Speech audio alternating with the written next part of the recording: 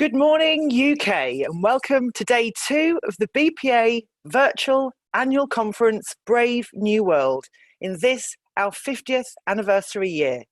I'd like to welcome you to a 3-day event.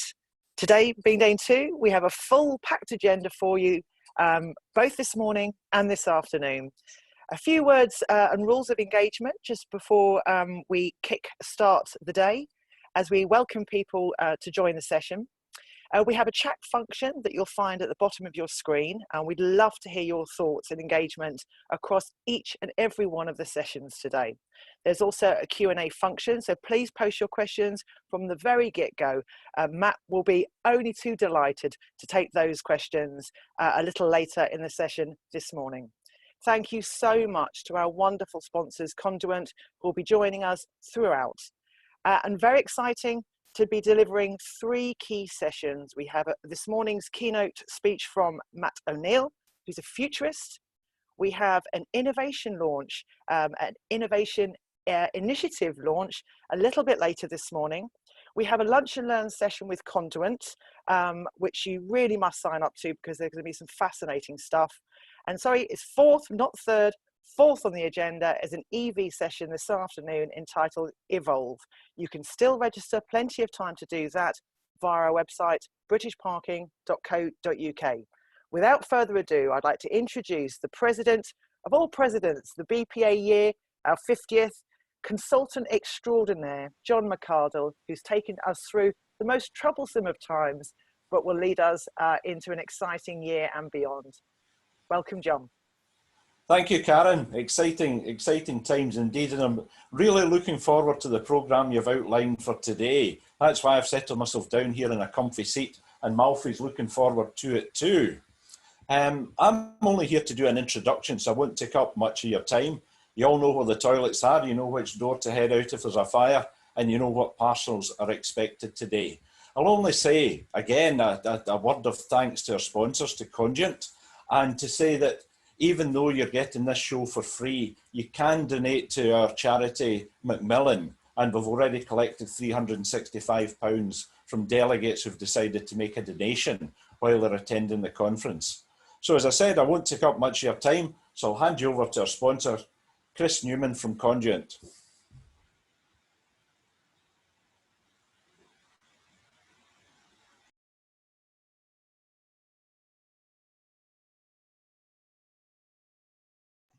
Chris, you're muted. There we go. I'm off now. You're going to have to do a rewind though, because we might have missed some good stuff at the start there. Okay, thanks a lot, and welcome everyone to the 2020 BPA Annual Conference. We're proud sponsors of today's event, with a focus on planning for a successful future in our sector, and we saw a great opportunity to join the discussions, share some of our thoughts on the way we see the industry going. During these exceptional times, we're all focused on the rapidly shifting landscape of technology and services within our industry. And we've been working with our clients and partners to help them manage the current climate and try and prepare for what the current looks like and what the future looks like. The last 2 years has already seen a huge change in how our clients are approaching customer interactions. This is something that's led the industry from what we're seeing to a more integrated and data-driven model. And that's also something that from what we've seen, and we're very glad to say, hasn't really slowed too much during the pandemic. We're getting the same kind of engagement, the same kind of push to put more integrated interactions into place for all of our customers. And it's great watching these evolve, and we're still focused as much as ever on trying to get these delivered for our customers. Naturally, we've all had to change the way we work. Customers' needs have changed more in the last 6 months than I think they have in the last 5 years due to everything going on. And not always negative changes. What we have done is we've all managed to enable our workforces to work fully and securely from home, reducing the need to go into office and increase any risk of any infection. We've provided protection to our on-street team to allow them to work safely, and we've seen that integrated very well over the whole country. The thought and care that people have put into protecting their on-street staff has been, from what we've seen, impressive and humbling. And we've been helping to provide the public with access to remote services, reducing the need for them to go and see someone in face, which again, the level of integration and public interaction to get that up and running has been impressive in such a short period of time. And just increasing the communication to the public, keeping people at home who can't get out informed of what's going on with their local authorities, what services are available, and reducing the stress and any unnecessary stress that's needed. So the commitment to these changes that we've seen in the last 6 months in the industry and has really been impressive for us. And we also here at Conduent have adapted as well. We've embraced the change and we've embraced the synergies we're starting to see between the groups within our transportation sector. So the curbside and parking management group and our public safety group, who primarily focuses on video analytics and object recognition, we've started to work far closer with them. And this is something that our GM, Holly Cooper, spoke about in the pre-event podcast. So if you haven't listened to that, very much recommend it. We start to talk about how the two sectors within our transportation group can really start to work together and deliver some great solutions to the UK public. Solutions that we're hoping will disrupt a little bit, provide some unique solutions out there and put us in a position to really start to embrace the change that's coming. We also know that disruption is going to be likely in changing the way that we are now, and as an industry and how we deliver our services and how that impacts drivers. And this is why we created the Lunch and Learn that we touched on earlier, and that's going to be bringing together some expertise from within the Conduent group. We're going to have Jean-Marie Vial from our automotive group. We're going to have Sharon Smith from our customer experience group, and Matt Darst, the data scientist from our transportation group, who some may recognize the name from a recent article that he actually wrote for Parking News. So if you haven't signed up for that yet, definitely get your name down on that, because that's going to be a great event. We're also very excited about the engagement between the automotive sector and the parking sector, something that continues to grow and interlinked as we go on. And that's been qualified by the speakers at this year's event and really shows that other sectors are starting to recognize the importance of parking. An obvious example of this is how we manage EV vehicles. It's finding a parking space for an electric vehicle, getting them there somewhere they can charge their car, but then how we enforce that on street. The two need to work together to be able to make that successful for electric vehicle drivers. So following on from the success of yesterday's wide-ranging discussion from Professor James Woodhouse, I'm pleased to introduce futurist Matt O'Neill. Matt's worked with companies all over the world to help them make sense of rapid change. In his presentation, Matt's going to take us through the key approaches to commercial recovery from COVID. From the office upheaval to automation, he'll explain the economic and social trends our sector can expect on the near horizon. And we'll start to discover how businesses and their leaders can become agile and even discover new revenue streams by thinking more openly. So I hope you'll enjoy today's conference, and I'll hand you over to Matt.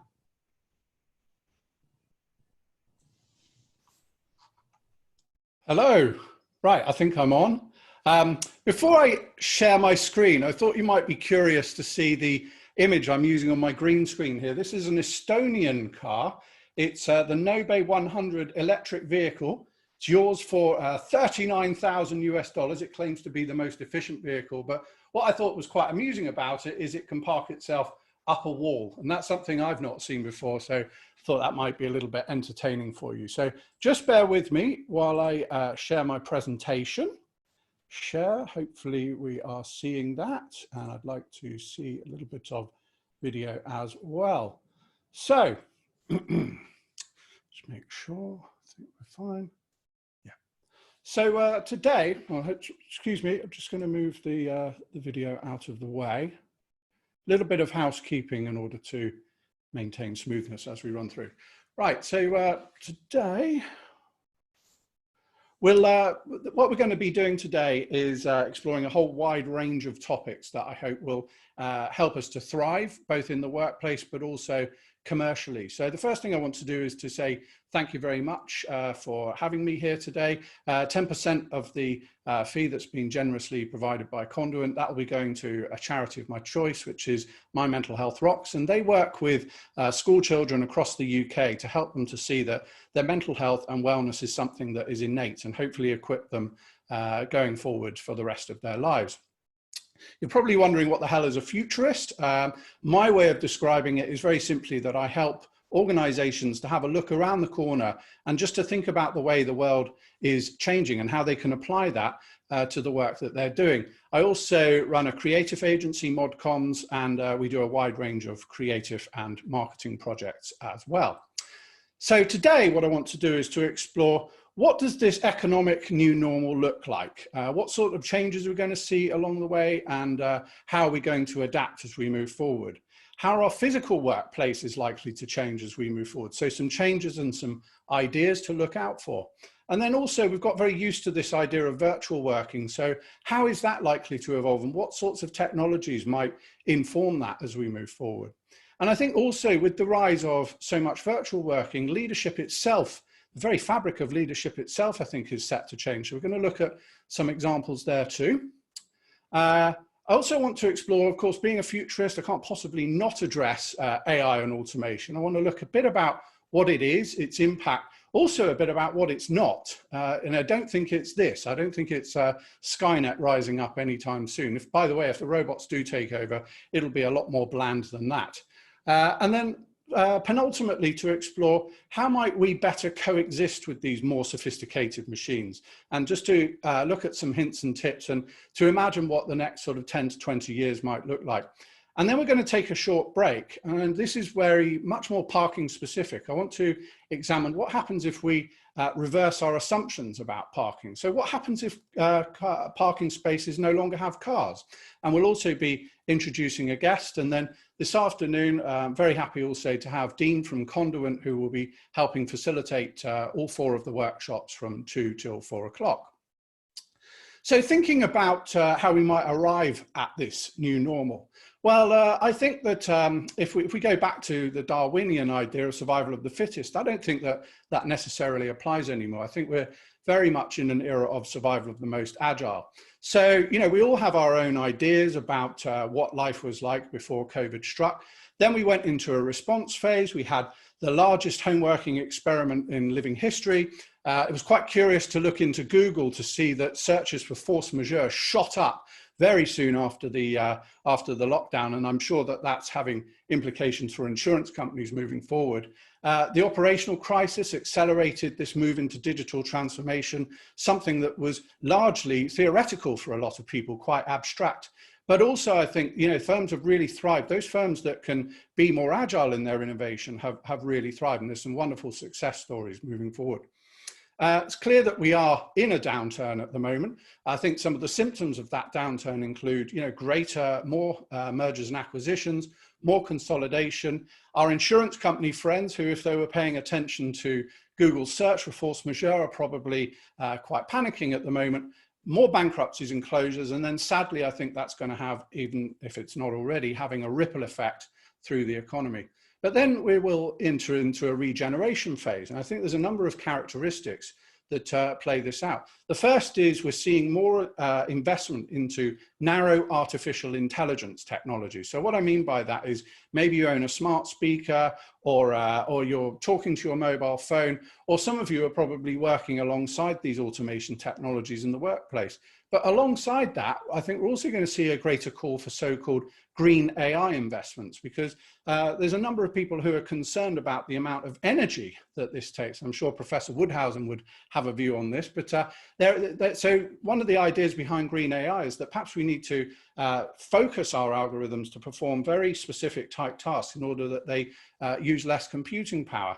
Another side I think we're going to see is, you know, we're quite familiar with, say, the platforms like Amazon and eBay, which are business to consumer marketplaces. Alibaba is the big giant of the B2B marketplace. And I think that we're going to see an increase in that. And manufacturers especially will find themselves, I think, competing in a more commoditized way with the growth of these B2B marketplaces. But I think also we're seeing more manufacturing being brought back from the Far East. This is sometimes referred to as near or reshoring. Later on in the presentation, we're going to look at what that even means with regards to agriculture in car parks. So a number of different trends taking place in regeneration. I think that we're also seeing, in order to increase resilience, our supply chains, those linear chains, becoming much more like networks. And it's quite interesting, if we go back to the Tohoku earthquake in 2011, we saw that Apple, by diversifying its supply of semiconductors, suffered a lot less, I think, than General Motors, who were exclusively pulling in a lot of parts from Japan. So I think that that is a trend we're likely to see.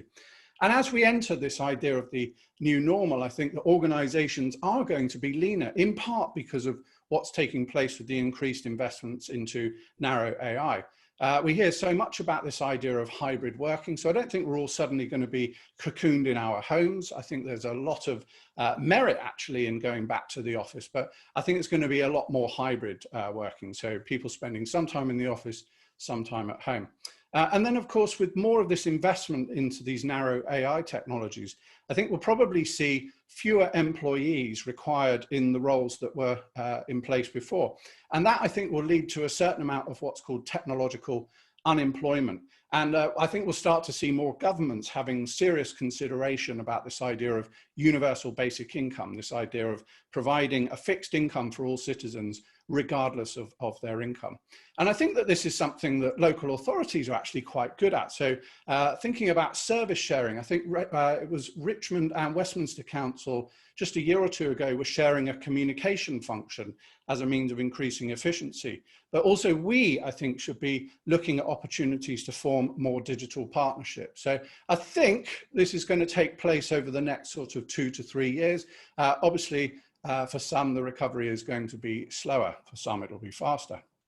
So where are we now? Just digging into a bit of the data. Well, the ONS reported that Office for National Statistics reported a 2.2% fall in GDP. In Q2, that was precipitous at 20.4%. Obviously, we know unemployment's up quite significantly, and the number of people who are currently on furlough, and it's quite difficult to sort of see where that's going to play out in October if that's not extended. I expect sort of significant job losses and redundancies, unfortunately. But the Office for Budget Responsibility, their optimistic view is that 9.7% drop in employment back to pre-crisis levels by 2022. And their pessimistic view is that end of 2021 will have 13.2% drop back to pre-crisis levels in 2024. So that's a bit about where we are. As we go through the regeneration phase towards this economic recovery, I think really it's about how we manage the virus. So, you know, there are some that say we'll reach so-called population or herd immunity. Others, like Bill Gates, who's a real proponent for the vaccine, he's forecasting by 21, 22, we'll have something. But what I think is quite curious is, I think we've just got better at treating the disease, especially the critical cases. So I suspect that probably what's going to happen is it'll be a combination of all three of these things, but equally moving forward, we may see the virus mutate into something less strenuous on us. So what matters, I think, to us, the things to watch for? Well, the first, I think, as we enter this new normal is that retail is just continuing to thrive and grow online. Don't get too obsessed about what our economist friends believe in terms of forecasting models of recovery. We've got the V, the W. I read about the K quite recently, which is very simply some sectors will recover and others won't. I think that one is quite curious, but just I would advise not to pay too much attention to it. We're clearly going to see more digitization, more contactless service moving forward. And I think consumers will require more reassurance in order, especially to come back more to physical gatherings and retail situations. And this one I can't emphasize enough. We're going to look at this. I think we need an enhanced focus on IT security. And this is in part because of the investments that I think are being made into this narrow AI. It also increases the threats and the strength of the cyber threats as well. And we're going to look at why I think that's so important. And obviously increase focus on innovation and automation. Deloitte have raised the point very recently that the role of the so-called megacities, the Londons, the Parises, you know, the so on and so forth, are in question. In fact, yesterday, I was quite curious to read that Rightmove had put out a report saying that between 2019 August and 2020 August, there'd been a 40% drop in house searches for Earl's Court. But I think in Chessington, there had been a 99% jump in the same period. So, you know, I wonder if the data is now starting to back up this idea that people, at least in the short to mid-term, are choosing to leave the larger cities. So business theorists love to talk about this idea of VUCA.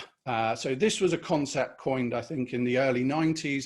It was an old US military colonel, can't remember his name, but he used this acronym VUCA to describe the operating environment in which people were working. And the original idea was that we had volatility, uncertainty, complexity, and ambiguity. But there's a colleague of mine, Gerd Leonhard, and back in 2017, he came up with a new VUCA. He called it Flipping the VUCA.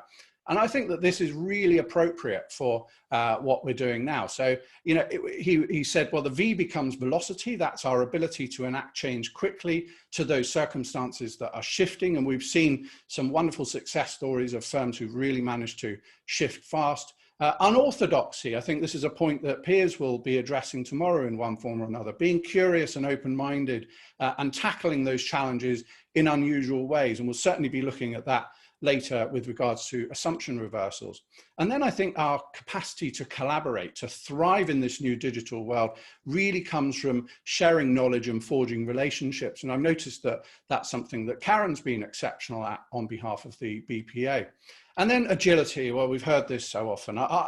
There's a lot of descriptions, but I think one really lovely way of looking at it is our capacity to drop away one mindset and to have another replace it, just to have a much more fluid approach to life.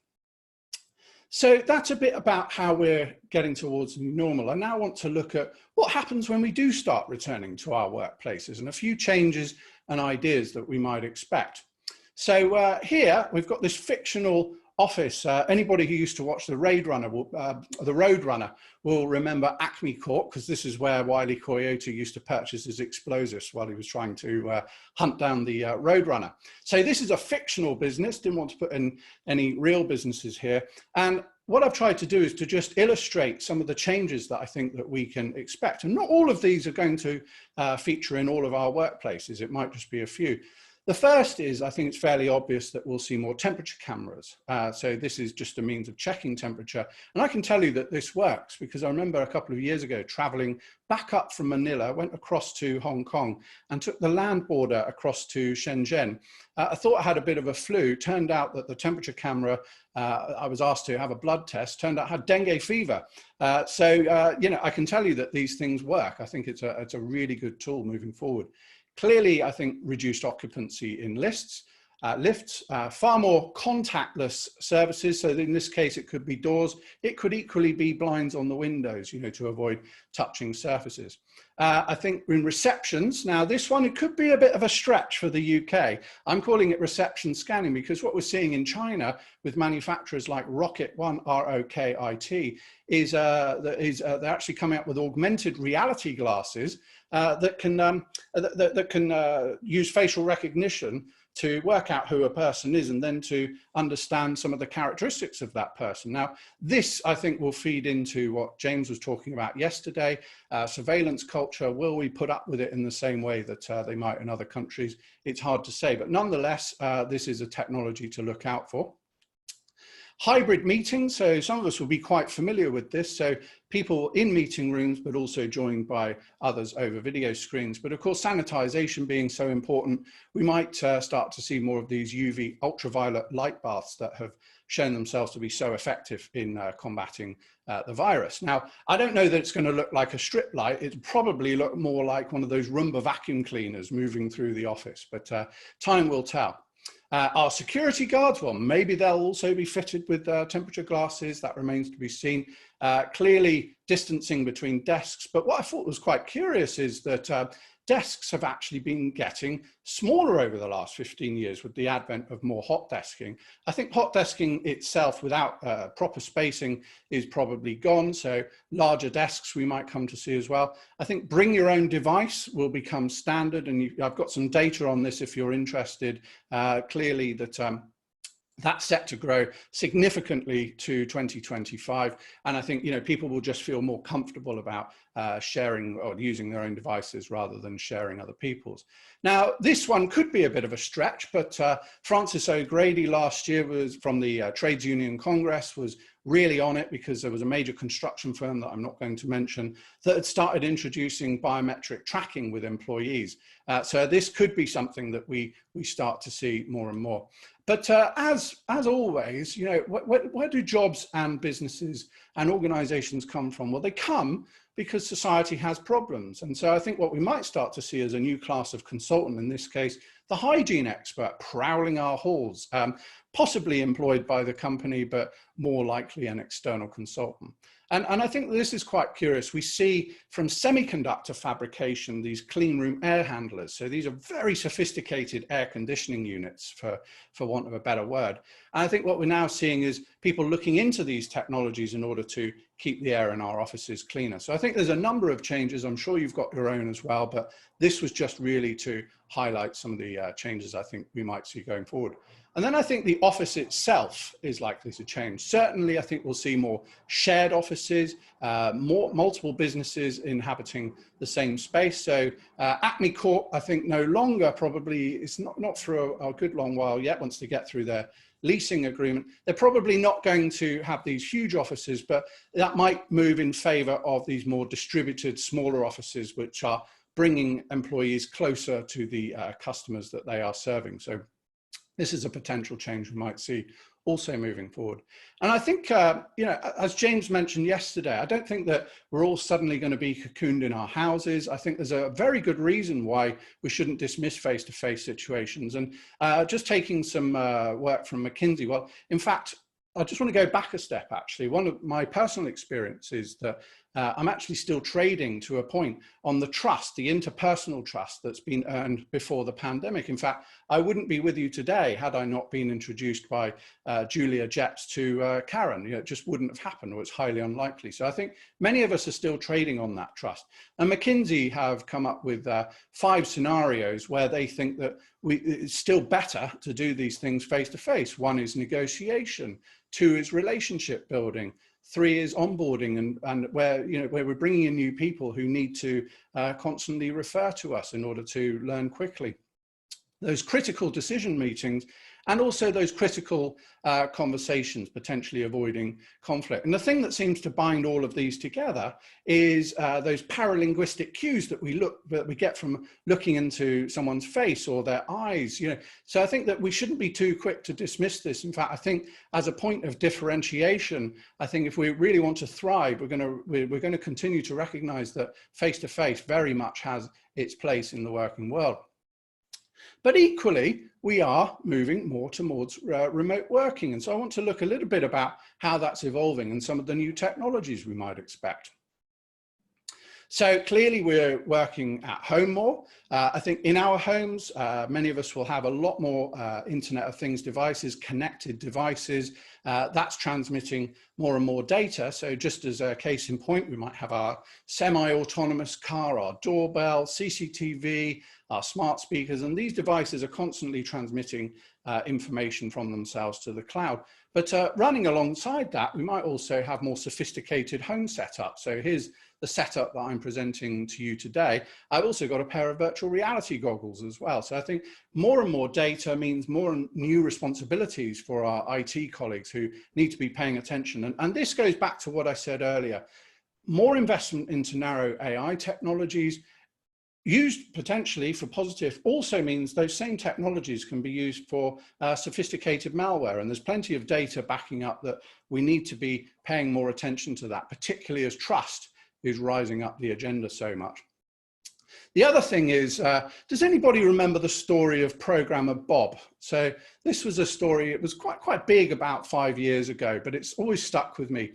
And the point being that up until the point that Bob was fired, he was a programmer at Cisco Systems. He'd actually won an award for being the most productive programmer in his division. And he was fired because it turned out that he'd taken 25% of his salary and he'd outsourced his entire job. And when AT&T were brought in to see what they were doing, they found that he had a pretty easy day, 9 o'clock, he was arriving, he'd surf some cat videos on Reddit, nice leisurely lunch from 11:30, get back for a bit of eBay and Facebook. But by the end of the day, 4:30, it was that all important end of day update email to management. By 5:30, he was out the door. Now, in itself, it probably doesn't mean all that much, but the point being that I think we're going to see, in interest of resilience, many firms and organizations turning to these online contingent labor platforms, the so-called gig economy platforms, in order to increase their capacity without increasing the headcount. So I think this is something really to pay attention to. So was Bob a model intrapreneur? So we're going to hear a lot more about, I think, intrapreneurship, entrepreneurialism, but inside the organization, or on the other hand, was he guilty of leaching intellectual property and compromising information security? You know, there's probably the answer lies somewhere in between. In fact, there's even another interesting debate had by my colleagues at the moment is if a person can automate their job, should they be rewarded or fired for it? So some interesting discussions coming up here, but nonetheless, pay attention, I think, to the rise of contingent working. I think also the way that we collaborate is changing. So at the moment, we're quite used to using, obviously, video calls, and that's how we're communicating at the moment. But, you know, if we're developing strategy or planning, in this case, creative work, because that's my background, I think that the technologies are also going to influence how we move forward. So this would be a very traditional paradigm. This is something some of you might recognize yourselves. Co-located teams, so we're working in the same office, using post-its to put up our wonderful ideas, and ultimately in this creative case, the technical production being executed by human beings. But I think that what we're seeing going forward is something altogether different. We talked earlier about contingent labor platforms, gig economy platforms. So I think we'll see more multi-location, so people coming in from across the world who aren't necessarily directly employed by the business. In this case, we've got Paul and Debbie. They're visiting us using holographic projection, which is a technology relatively in its infancy at the moment, but still seems to be making fast developments. We've got Lucy coming from China, subject to any geopolitical squabbles. And we've got our nameless people coming in through virtual reality from the UK. Here, just to make the point about AI-assisted production, we see Debbie, who's using her voice as they're working out, by the way, this new campaign for, let's call it Schmurger King. And it's not a meat patty, it's an insect protein patty. She's commanding the machine to show more lettuce for the ad campaign, and she's using her voice to do that. So I think more sophisticated AI-assisted production will be certainly helping us with our marketing and communication moving forward. And we're going to look at a very practical example of that soon as well.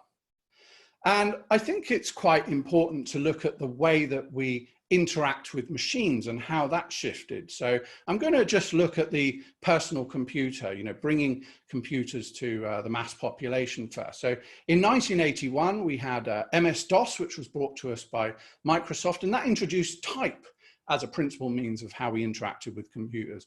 Fast forward to 1984, Apple, who stole the graphics user interface from Xerox PARC, if you're a bit of a nerd like me, you'll know stuff like that. And they implemented that into the Apple Macintosh, and that's what we commonly now refer to as Windows.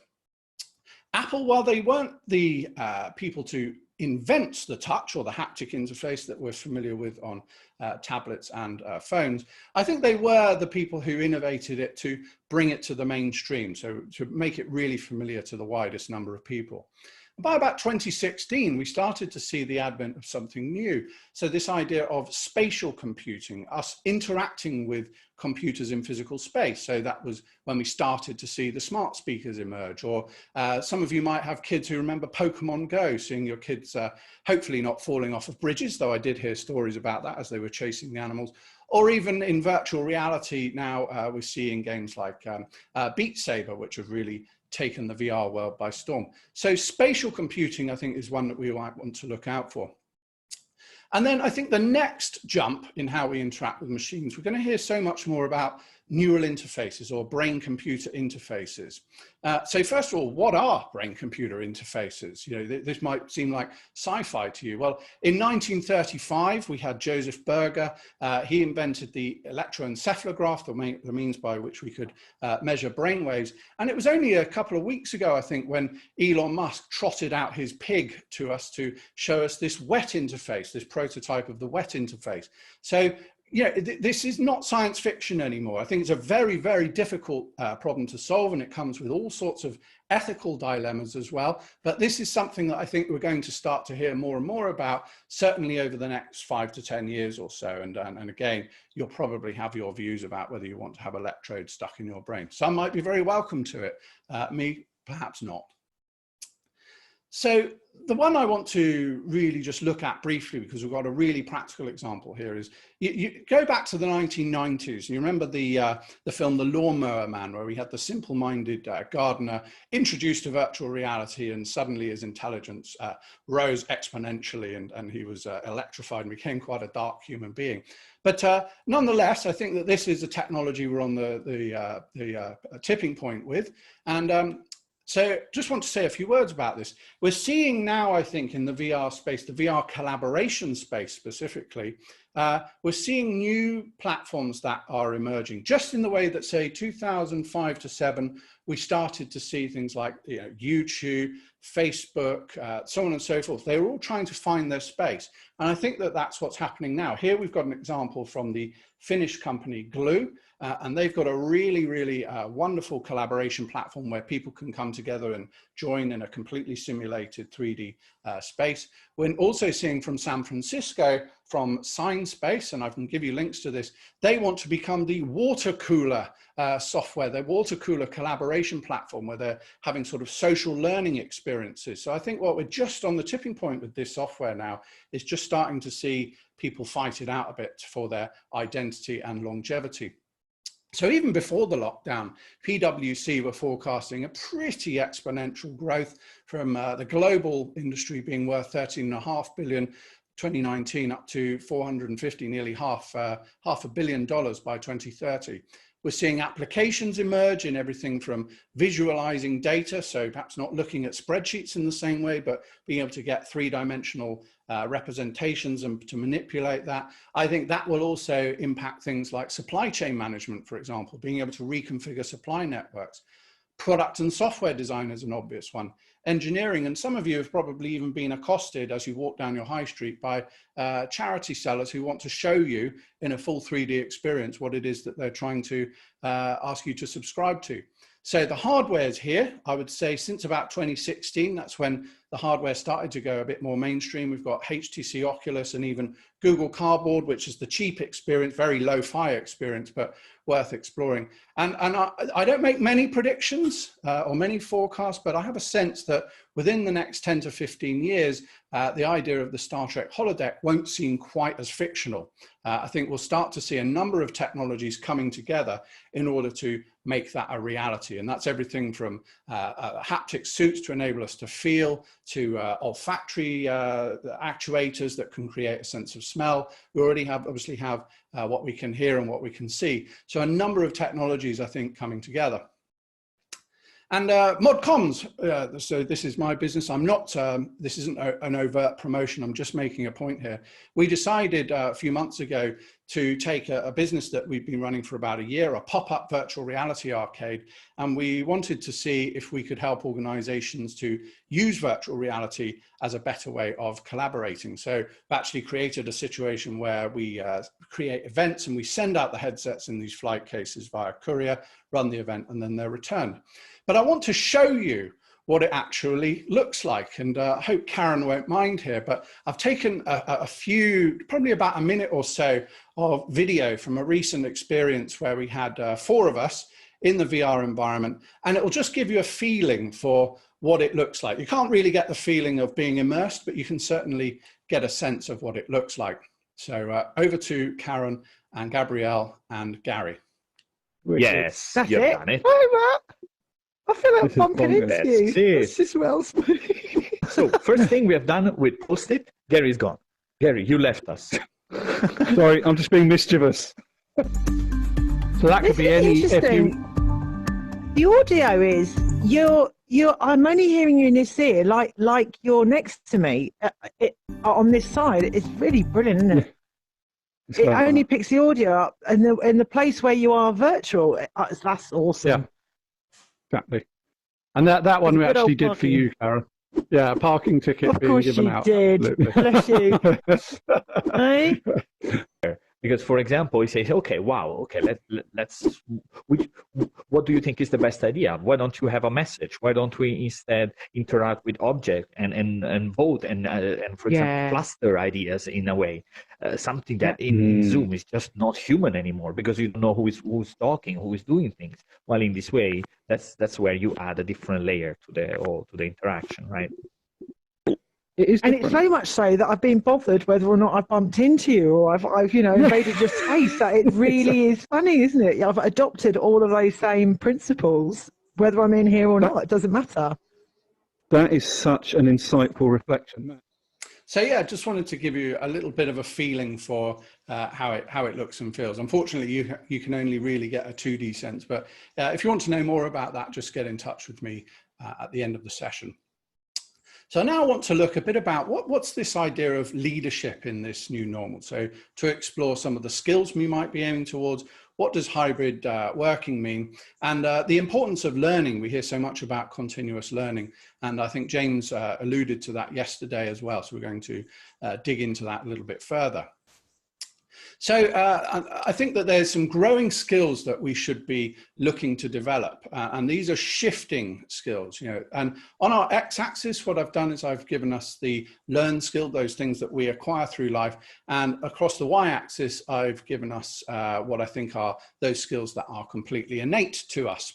Now, what you'll notice about some of these that I think we need to develop over the next 10 years or so, is they're not really analytical, not so much, and I think that's because machines are going to get more sophisticated and they're going to do more sophisticated tasks. I'm not saying they're just going to take away our jobs, but they're going to take away more of that analysis, especially on the lower end, that sort of rules-based, process-driven type of tasks. And you might wonder about complex problem solving. Why have I put that into the intuitive skills? And I'm going to give you a rather nice example of this. So here's Southampton Row, and just on the left there, we've got Russell Square. And here, you may not recognize this man. I think Professor Woodhausen will recognize him. This is Leo Szilard, and he was a Hungarian physicist.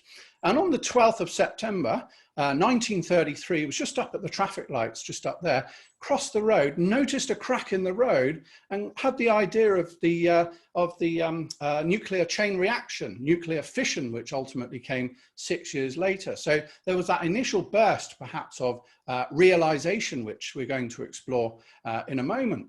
And also here, I'm just going to use another example, techno-etiquette. If you were listening to Karen, she probably didn't realize this at the time, but she was actually working through potentially the grammar, the behavior of working with these new types of collaboration technologies. So, we have it with Zoom, we've had it with all of our communication technologies, the telephone. And I think that increasingly, as we have more sophisticated tools, there will be more sophisticated etiquette working alongside that.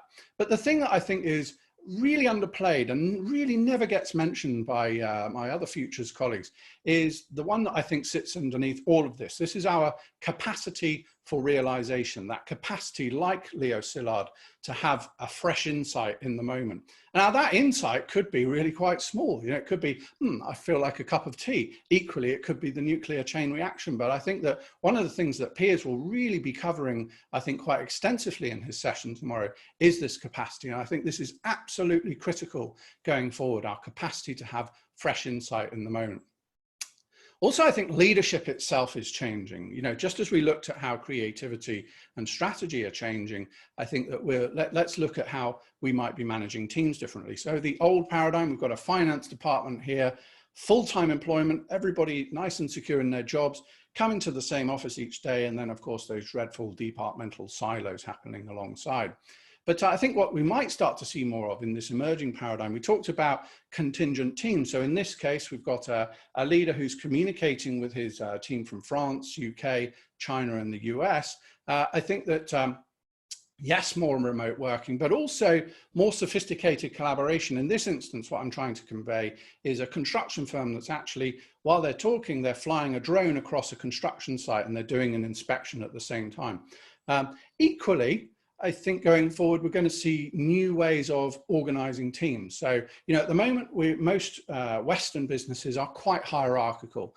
There are some progressive firms that believe in the power of holacracy, it's called.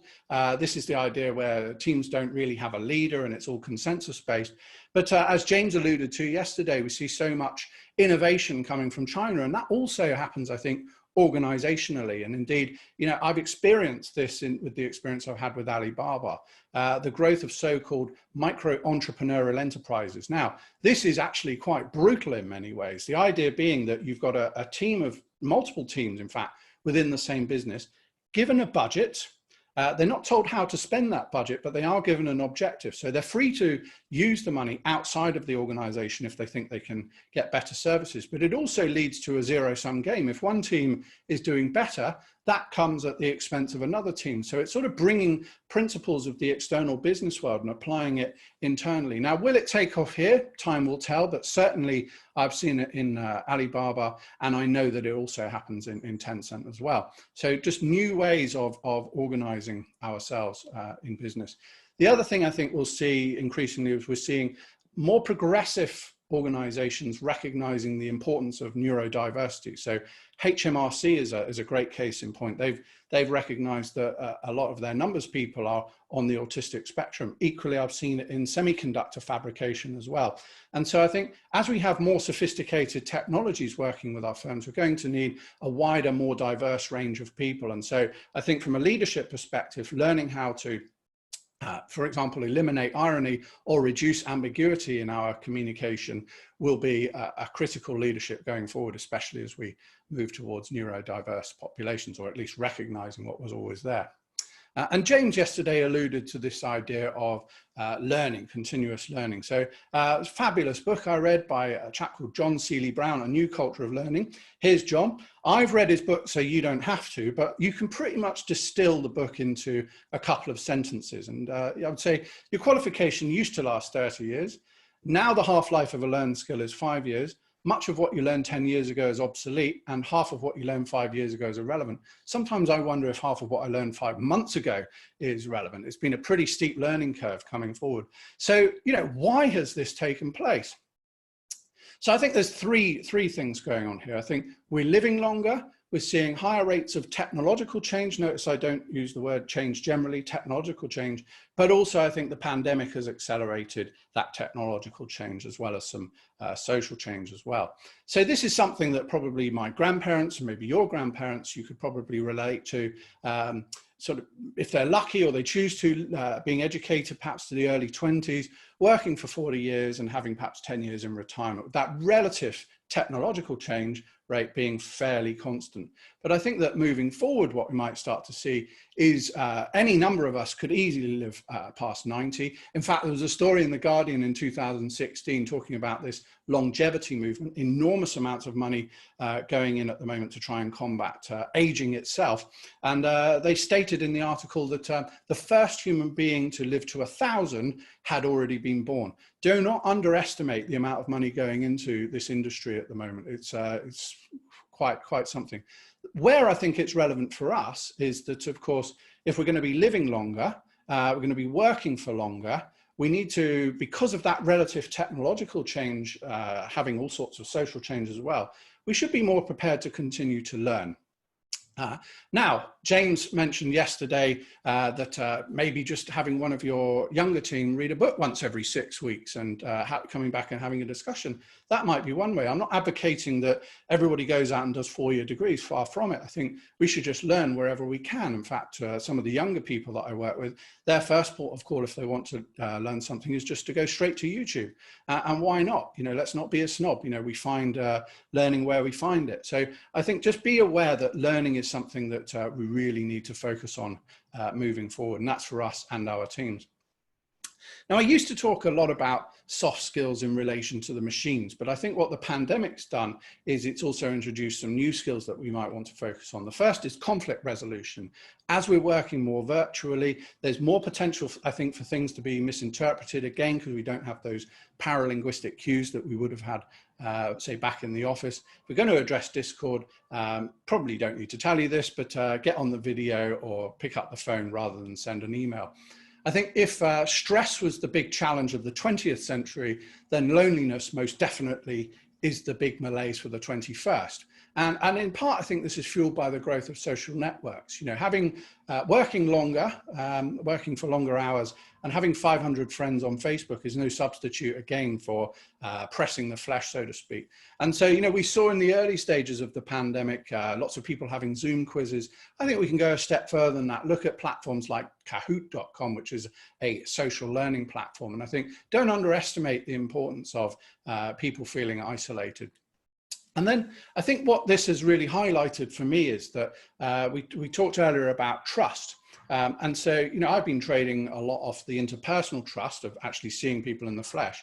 But increasingly, as we're working more virtually, I think we're going to see the growth of this desire for task-based trust. And I think this is a bit mechanical, where it just says, well, be reliable, be consistent, be responsive.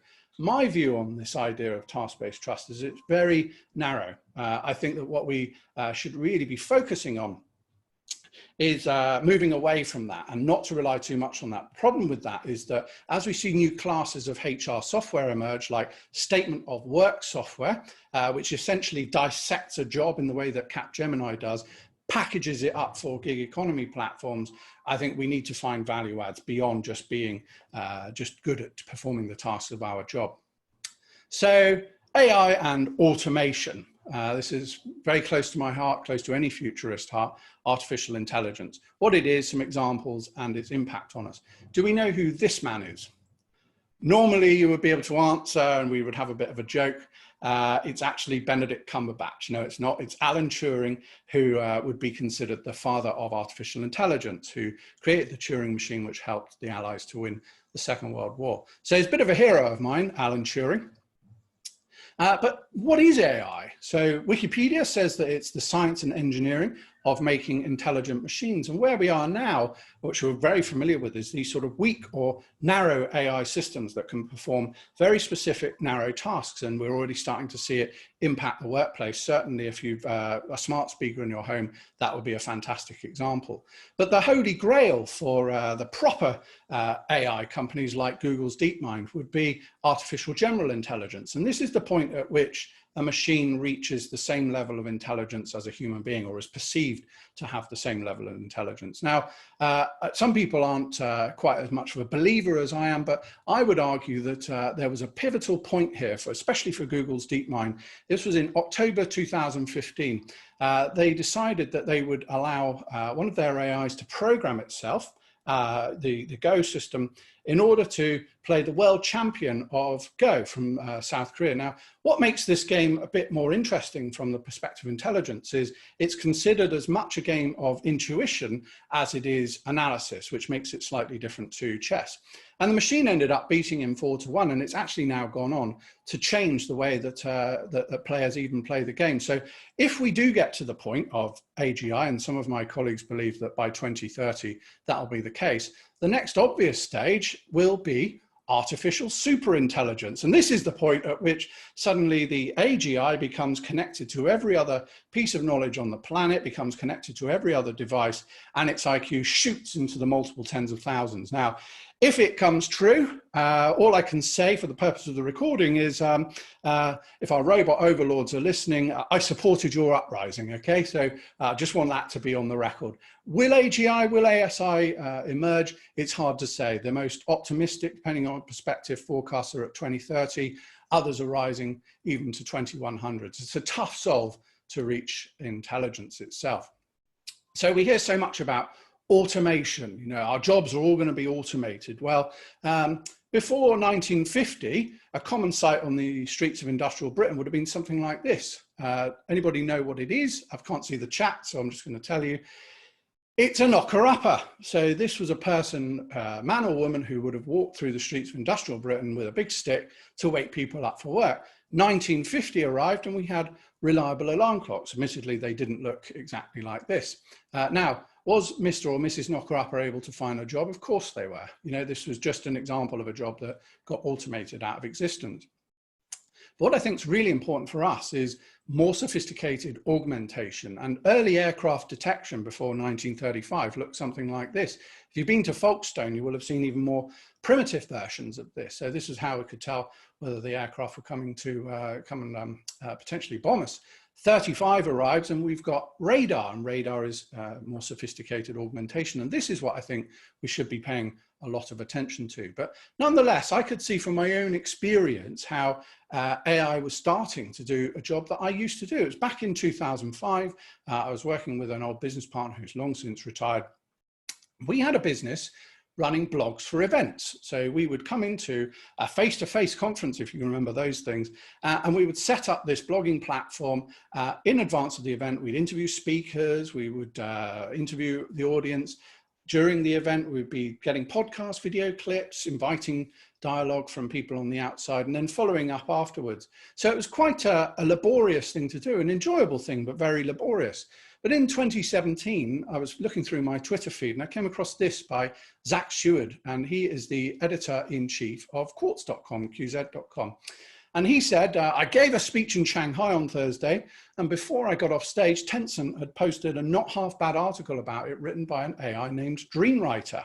And if you're interested, you can get the presentation from me later. You can see what it looked like. And this is exactly what it looked like. It was even able to take a screen grab from the video.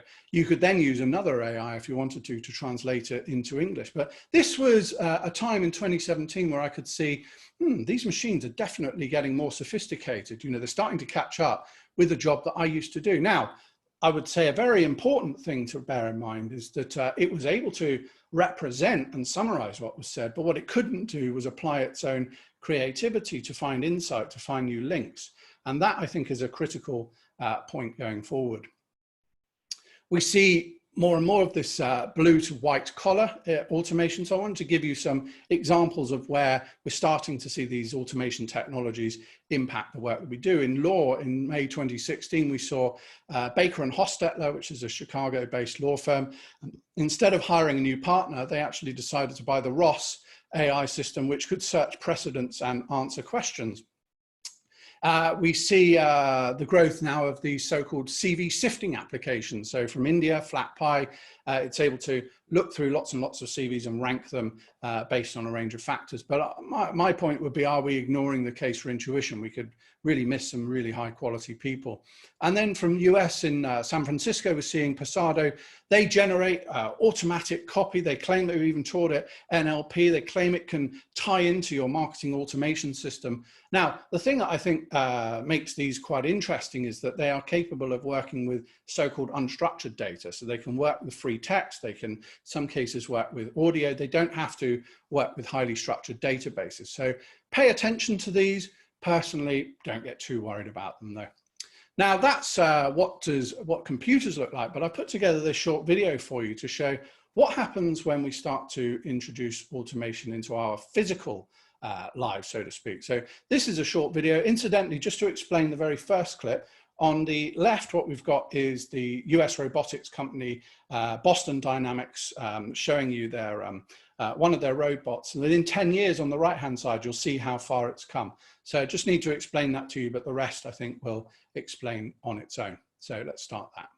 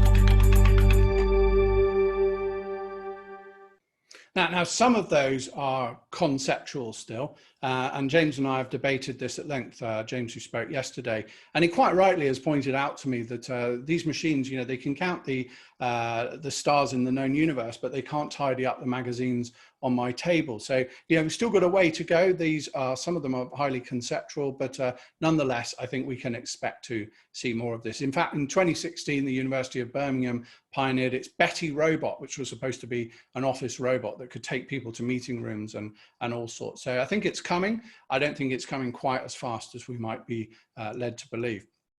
I also mentioned about AI assisted production earlier. That video produced took me about half an hour using a system called Lumen 5. If you're interested, if you're producing video content, I was still in charge of the creative. I still had to come up with the ideas, but the system could find the images, it could lay on the subtitles, it could add the music, and then it could process it. So this is a really good example, I think, of where we're starting to see more of this AI infused technology help us to produce things. So as we move forward, I think, by the way, if anybody tells you that they can future-proof your business, run a mile. That's just simply not possible. What we can do is we can future-ready ourselves. And I think largely that's having a bit of an understanding about some of the technologies that are around the corner, but perhaps more importantly, what Piers is covering tomorrow, it's understanding our own minds in relation to those changes. So let's have a bit of a think about why it's humans and machines, and we're not just going to be taken over by them. So where are we now? Well, clearly the pandemic is accelerating those moves in automation. In part, some of that CBILS money, government loan money and smaller, especially with smaller businesses, is being ploughed into that.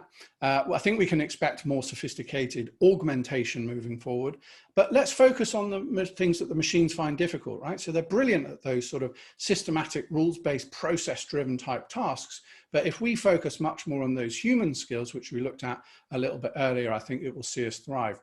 And I think going forward, as AI delivers more sophisticated services, a good case in point is a friend of mine who was a co-founder of Monzo, the Monzo Challenger Bank. And he once said to me, what we're aiming to do here is we want to lift banking to the standard of what you get in a private bank, just without the koi carp and the expensive coffee. So I think that people will be prepared to pay a premium for that human touch. And certainly, when we get back to traveling again, perhaps we'll start to see a range of different robotic and human offerings. In fact, I think you can stay in Alibaba's hotel in Guangzhou relatively inexpensively, and they're running a hotel with about 50 rooms with about 2 staff at the moment. They've automated it that far.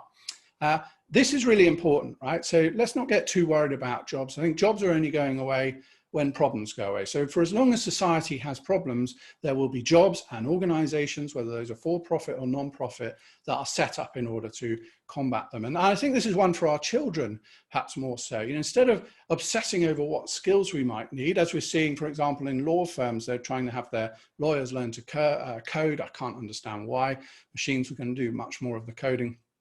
Let's focus on the sorts of problems that are likely to throw up. So perhaps as we see more people, more population expansion, maybe we'll want to have people who can water harvesters or climate engineers. There's a whole range of different issues that are going to be thrown up, and those would be the things that I would be thinking of, especially when your kids are asking your advice for what they might want to be doing. So as I say before, I think we're heading into a computerized and a humanized environment. So everybody loves a Venn diagram, me included. On our computerized side, clearly there's a call at the moment for data science and AI specialisms. Robotics, by the way, what we're seeing with robotics is a reduction in the cost, an increase in low-cost robotics. People with expertise to work on connected Internet of Things, but there's also quite a human side to this as well. So I'm calling this UX simplexity. So user experience simplexity. What I'm trying to allude to there is that we need people who can make the experience of interacting with computers simple, but not forgetting that underneath the surface, it's extremely complex. So by the extension, yes, we need more of the STEM subjects, but also on the humanized side. So yeah, yes, I think leadership, creativity, especially, finding new routes between X and Y, and that's benefited so many people during the pandemic. Empathy, I think, is really important. We're talking about neurodiversity, just as a case in point. We need people who can cross the divide, who can interpret what's happening in this really sophisticated world and present it back to us. And then agility. So we talked about this idea of contingent labor or the gig economy growing. Perhaps our children might want to feel a bit more comfortable waking up, not necessarily knowing what they're going to do that day, because perhaps full-time employment is in terminal decline. By extension, in the schools, I'd love to see more nature and plants and crafts, great way of differentiating against the machines. They may also, I think, in time, start to influence far more product design. And I think what Piers will be talking about tomorrow, without probably using the word spirituality is, you know, we've used psychology as a discipline to help us understand ourselves, but let's not forget it's only 130 years old. It was the William James, I think, the Harvard professor, who started the movement of psychology. Maybe our ancestors had knowledge that we could employ in completely new ways. But then as we move forward, I think we're seeing already lots of people being managed by machines. So, you know, if you're an Uber driver, for example, you are effectively being managed by a machine. Yes, there are human beings operating above it, but your day-to-day management isn't that case. So let's say that I've ordered a pizza, for example. It's come in 45 minutes rather than 30 minutes. And, you know, I'm disappointed. The machine, in this case, the algorithm, penalizes the driver by not giving him the best routes. But maybe what we need to know is a human being who steps in to police the decisions that are being reached by these algorithms. Perhaps that's an entirely new class of job that we might come to expect as we move forward. And finally, I thought on this section, I would give you a proper futurist topic here. Now, this is something that some of my futurist colleagues love to get into, you know, how will AI run businesses start to manifest themselves? So AI run businesses, they will be, according to my colleagues, transacting using the blockchain, this distributed ledger. So every time it makes a contract with another business or an individual, that will be recorded through a ledger for everybody to see for transparency. We might start to see it using different forms of cryptocurrency, you know, Bitcoin being a primary example as a medium of exchange. But human beings are still involved. The shareholders, they're providing the funding, they're receiving the dividend, they're also setting the strategic direction. And this is where it starts to get a bit odd for me, especially in this AI run enterprise. The gig economy, it turns to gig economy platforms to hire human beings to do the things that it can't, right? So could this be a new form of business model? Well, if it happens, well, by the way, I think to a certain extent it's happening in trading platforms, but certainly not to the level that I'm trying to intimate at the moment.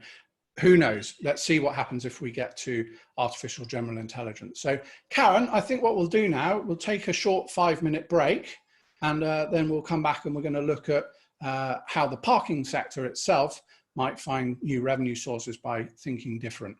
Absolutely fantastic, Matt O'Neill. What a mind blower that's been so far. Matt, over to you. Okay, thanks very much, Karen. I'll just put the video up. I like to call this housekeeping so I can see what's going on. So share screen. I think we're good. Just want to see the video. Okay, I think we are good. So thanks, everybody. Hope you had I don't know if it was quick enough to make a cup of tea, but anyway, here we are. So this section now, this will follow into the afternoon, and we're going to have a workshop as well. In fact, we're going to have 4 half-hour workshops. And I really like this idea. I think this is so apt for what's happened during the pandemic. This is the idea of assumption reversal. So what happens if we reverse what we know about something, and how can we then apply that? And I think that the parking sector could do well to look at some of the examples of where we can find new revenues going forward. So the archetype of assumption reversals, incidentally, it was another US military guy who came up with this. Some people call it, I think, turning the telescope, you know, lots of different terms. But I think the archetype for this is Uber. So, you know, if we go back 10 years, we were thinking about running a taxi company. Probably we would be thinking we ought to lease a few cars. Maybe we should employ a few drivers. Turns out Uber becomes the largest taxi company in the world by not doing that at all. So this is, I think, the archetype when we apply it retrospectively. And I think one of my favorite lockdown examples that has zero to do with parking, but just has everything to do with kindness and human nature, was the Welshman Wyn Davies. And he took his wife to hospital, I think it was around April time. And what he noticed was that his wife and lots of other people were walking through the hospitals and opening the steel door handles, right? And obviously we know, some of us will know that the virus can live for up to 72 hours on these steel door handles. So he was a bit upset by that. He thought, well, you know, she's taken all this care to make sure that she's nice and clean and sanitized, and then potentially is at risk herself. Now, what he did was when he got home, he got onto his computer and he came up with this idea and his 3D printer of designing, in this case, a door crook. So went onto his printer, produced these door crooks that would attach to the door, meant that people didn't have to touch the door handle with their hands. And what he also did was he open sourced that design and made it available for other people who then went out and were printing these door crooks and making them available. So I thought what's interesting is we took this assumption of door handles being infectious and then we reversed it and we said, well, actually, they're not quite so infectious anymore. So just a lovely little heartwarming example there. But in parking, I think that we see some really interesting ways of using car parks. In fact, I found out about this through a colleague, in fact, as a friend from a company called CropTech who provide grow lights. And he pointed me to one of their customers from 2018 who'd taken a car park, an underground car park, lacaverne.co if you're interested to find out more, and had turned it into an underground farm. So they have been producing everything from microgreens through to mushrooms, through to spirulina. And what I've done is I've just edited down a little video that I found on YouTube about this. It's all in French, so if you don't speak French or can't read French, it's going to be a challenge, but I think the visuals will show you all that you need to know. So you don't really need to understand what's being said to understand the sentiment. Derrière moi, sous lesquels poussent du jeune cresson, des jeunes radis, c'est notre cas. Donc là, on est dans la champignonnière de la caverne et on fait pousser sur ces petits ballots noirs, on fait pousser des pleurotes gris. Donc là, on voit bien les ballots qui sont là et les grappes de champignons qui sortent. Là, on a les racines qui sont en train d'être plantées. C'est des racines d'endive. Donc ici, on cultive de la spiruline. C'est pas nous, c'est une autre boîte qui le fait. Et on... So there's La Caverne, it's called. I highly recommend going to the website. You can use a form of AI even to translate the website from French to English. So one example there of agriculture in a car park. Suzuki have even made the pandemic a feature of one of their campaigns. So they've had their at the drive-in event, at the drive-in series of events running throughout the year, 126, I think, in the UK. And this has been everything from films to car karaoke, and people will indeed pay to come along. And this is let's call it a physically distanced social event for all the families. So if that's of interest, I'd highly recommend making contact with creative agencies. Perhaps that's something for next summer rather than the winter. In Japan, I love this one, the Sunmarie dating agency, this was an article I read in The Economist, have found a way of helping Japanese people to find love in car parks. So, you know, people come along in their cars and they flirt or do whatever it is that young couples do in car parks when they're establishing new relationships. I just thought it was a really lovely example of using car parks in new ways. Would it work in the UK? Possibly not, who knows? But nonetheless, I wanted to give you some examples from around the world. I think on a more practical level, because retail itself is down and e-commerce is up, I think what we can see is more use of parking spaces for that final mile fulfillment. So in Germany, we saw the Komodo experiment. This was where some of the logistics providers came together to come to these effectively nano warehouses to make the final mile delivery. So another use of car parking. In Australia, we've seen very recently Kmart, which I think has about 150 stores.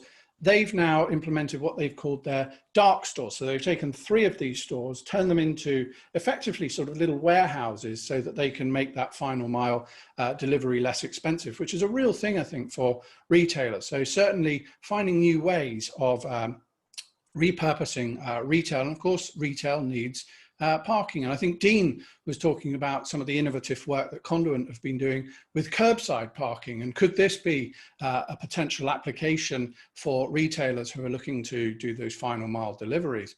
But I'd like to now bring in a guest. If you'd seen the little promotional video that I did in an Isle of Dogs car park a week or 2 ago, that was with kind permission of Barak Zimmerman. And he is the European Managing Director for a company called Reef Technology.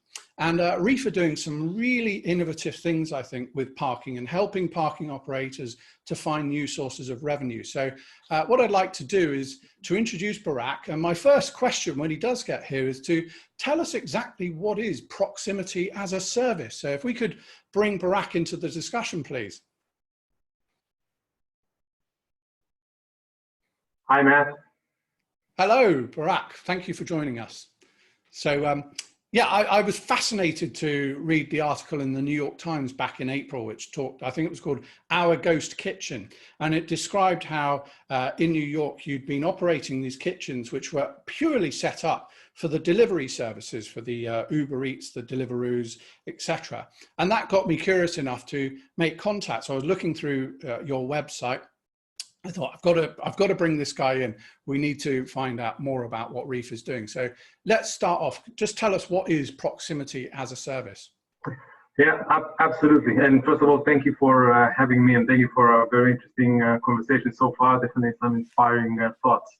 So proximity as a service essentially is an outcome of a growing demand that we've been seeing in cities across the world, especially coming through, I would say, you marked Uber, the beginning of Uber 10 years ago as a milestone. We see about 7 years ago when Uber, Airbnb, and the likes has really started to grow very, very fast, that there were 5 mega trends that started to shift the world and kind of brought to life the interest in proximity. We saw the on-demand and the shared economy really changing the way people consume and the way that they consume, and essentially starting to use services at their home and at their offices, and getting businesses to come to them rather than them going to businesses. Urbanization, essentially moving more and more people into the cities, and then combined with the AI and IoT capabilities that now enable companies like ours to essentially build solutions around that are smarter, that they can reach farther. And lastly, sustainability. Sustainability has become a major topic for cities as well as businesses as well as consumers. And so what we saw is basically all of these trends, what they created is goods and services now come to us, to our home, to our offices. And that essentially, besides the fact that pandemic came and it kind of suits that new reality, what it has created is it's increased the pressure on our streets.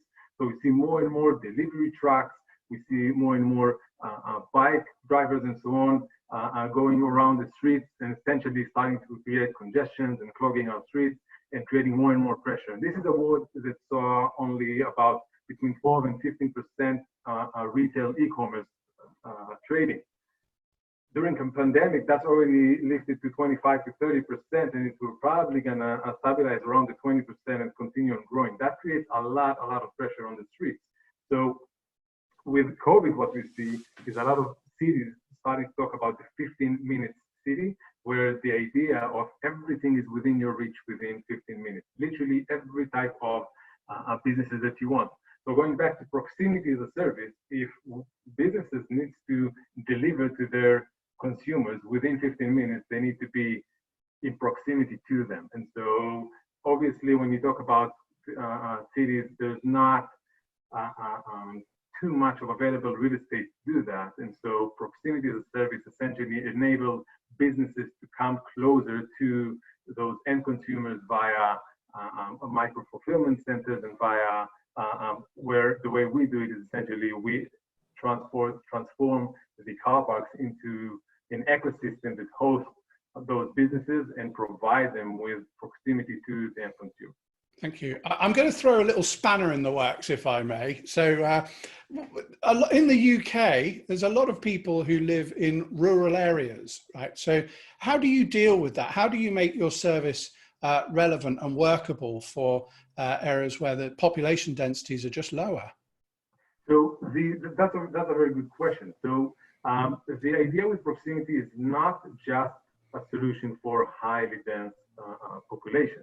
It's the idea that anything that is available today on your phone, any type of service that is an omni-channel service that you will also be able to achieve to essentially get physically, the company provide that service would want to be able to provide it to the consumer wherever it is. The UK is actually not that of it's actually a fairly easy case study because at the grand scheme of things, even the rural areas are not too far away from one another, right? There's obviously other examples of other countries where the land is much bigger and wider, and it's harder to get to the rural areas. And so what we see is definitely in the UK, if we talk about tier 2 and tier 3 cities, with 1 or 2 hubs, you can actually create a network that serves a large amount of, covers most of the population in that area, and allows them essentially to get services that they could not get before. So my final question for this is, and I think everybody's probably wondering this, is how can parking operators make money with it? Right, this is the core question. So how do they make money? So that's a straight to the point and a very good question. So micromobility and the last mile focused businesses are relatively in their early days. We see some companies such as Amazon and some of the other big players obviously have that play already well crafted. But for many other businesses, this is early days and they're still trying to find their ways through. And what we see is that a lot of the operators already are examining and looking into this type of use cases, but it's hard to find one that actually makes money. And I think the best, I would say the greatest challenge is to do the matchmaking between a location and the use case. And so it's a hard one to ask to answer directly, but our answer to it is essentially you need to create a network, a vast network or different solutions, and develop set of tools that help you match demand and supply. The way we approach it is that we have essentially a vast network of services coupled with an advanced BI tools that matches supply and demand, and that's how we're making sure that whatever use case we introduce to a car park will be very well suited, tailor-made for that area, for that asset, and then and essentially ensuring that that will make money. If you don't have that, then it's a bit of a hit and miss. And essentially BI and data are key in making sure that you're doing it the right way and you're actually introducing businesses that can make money into car parks. Excellent. Okay, so I think, Brat, what we'll do is we'll leave it there. If you could stay on the call though for a moment. This afternoon, we will be looking at this idea of assumption reversals. If you want to join the workshops, we've got 4 running from 2 till 4. I think some are still available. I can't remember exactly what times are available, but just get in touch with Karen or Rebecca. I'm sure that will be verified in a moment. We'll spend about 25 minutes in groups of up to 6 people. Dean from Conduent will come in and help facilitate that. I think I'd love to draw on his knowledge and expertise. Finally, if you want to make contact with me, you can fire up your LinkedIn app on your mobile phone, go to the search box, click on those 4 boxes, and scan in this big QR code on your screen right now. That will connect you instantly to me on LinkedIn, or you've got other modes of contact as well. But now I'd like to go into the Q&A, and I'd ask Barak, would you mind staying on for a moment in case people would like to ask questions about what you guys have been doing? So Karen, I think over to you. Thank you so much, Matt. We're just switching each other's videos on and off, but let me just get started. Bex is going to join us in 1 second. Start my video. Let's get that on. Absolutely wonderful. Galloping through that, I stopped taking notes because I was thinking I have to be absolutely present and in the moment. Absolutely wonderful, and thank you so much for joining us, Barak. Let's get on with some questions. Rebecca, what have we got going on the lines? So first one for you guys, how do we maintain appropriate governance in a world of, I think that's AL operated companies? AL operated. Not is it sure AI? AI. AI. Okay, I'm going to assume that was AI. Sorry if I've got that wrong. So no, it's not. It's an excellent question. It's one that my futurist colleagues debate extensively. So one of my colleagues, Gerd Leonhard, has called for essentially like a UN of AI. You know, we actually we shouldn't be making these decisions based on the commercial suitability. You know, so just because we can make money using these systems, should we? And so he's been calling for that quite vociferously. Others, there's a lady I work with sometimes, Anna Goodmanson, and she's very much up for the idea that we need to be baking ethics into these technologies and making them sort of hard coded. But then that throws up a whole range of challenges as well. So there's not a quick answer. I think that we need to be mindful of these technologies. I think they will become more sophisticated potentially than us, and we need to bake that those ethics into the very fabric of what they are. Matt, can I just, before we take another question, and that does allude to one of the other questions posed about the ethics of all of this. And as acceleration seems to be a word that we've used more and more, whether that's creativity around the use of car parks, brilliant work there, Barak, or about the sorts of qualities of people that we need to support in terms of empathy or whatever else, and agility. But just, is there a tipping point at which we lose a slight amount of control in terms of how we get ourselves organised to manage that ethical question? I mean, do we want to allow that rate of change to continue before we start getting ourselves organised in dealing with what's coming next? That's a good question. I mean, with regards to the skills or the attributes, I think it starts with schools, really. I wish it would start with schools. In fact, I did work with, he was the chief executive of an academies trust. I'm not going to say where, but when he first approached me, he said, Matt, our education system is broken. It's not fit for purpose anymore. We're teaching people things that were suitable for the Victorian era that just don't apply anymore. So I think partly it's with the young people themselves, but equally, I think that that's counteracted by, I think the best of the young people now are smarter than the generations before. They're able to build on what the previous generations are doing. So I have faith from that perspective. Can you repeat the part just before that? You were talking, that was just before, about skills. There was one other aspect. Oh, well, there's a tipping point at which the commercial world is extremely powerful, and we may have gone beyond the point where we get to stop and actually rethink about the structure of protecting ourselves. Because certainly with the pandemic, yes, we all need to work in a slightly different way and in a different world, and many people have dealt with change, as you've demonstrated in your presentation.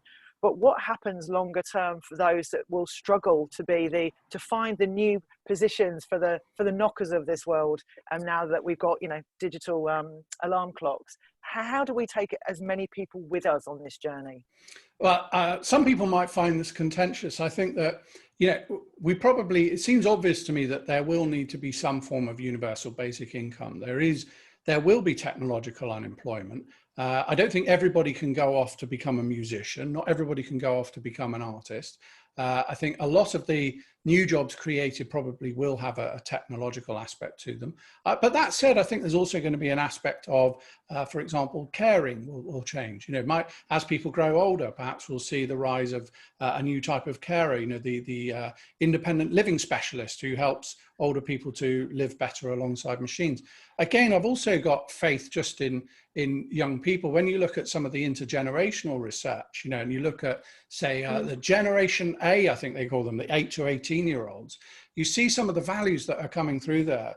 From what, in my reading, it just seems so pure. It seems they are concerned about these big challenges in a way that some of us older generations, we were perhaps more into just having fun and, getting a decent job. So it's not the best answer for you, but I think for me, it feels like the best answer I can give right now.